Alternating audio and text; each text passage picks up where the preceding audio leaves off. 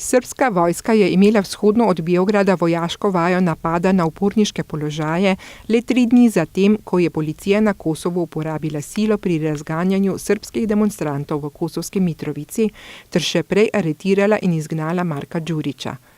Incident je še dodatno zategnil že tako napete vezi med Srbijo in Kosovom, ki je razglasilo neodvisnost leta 2008.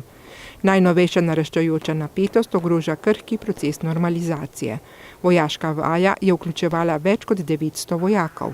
Srbija je država kandidatka za članstvo v Evropski uniji, leta 2006 je sprejela vojaško nevtralnost, je del programa NATO Partnerstvo za mir, leta 2015 pa je podpisala individualni akcijski načrt za partnerstvo.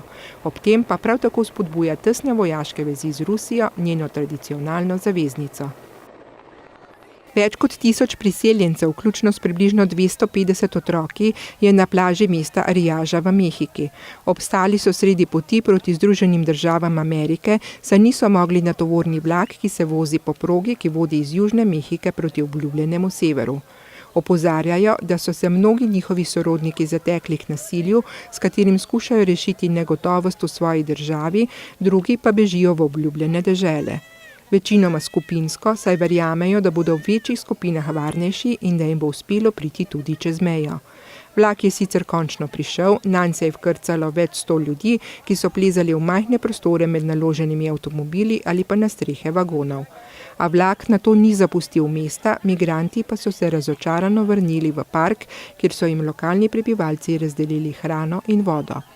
Nekaj ljudi, predvsem žensk in otrok, se jih je le odpeljalo kasneje z avtobusi na naslednjo destinacijo v mesto Ixtepec.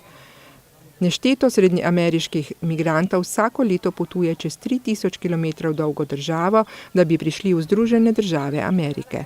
Na poti se soočajo s preprodajalci drog, trgovci z ljudmi ter zaradi izčrpanosti in boleznimi tudi s smrtjo.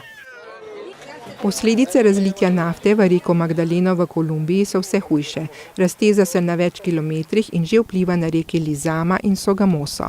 Že v začetku meseca se je porušila naftna vrtina Lizama 158, zaradi katere se je za več kot 23 000 sodov surove nafte razlilo v reko Magdaleno na podeželju.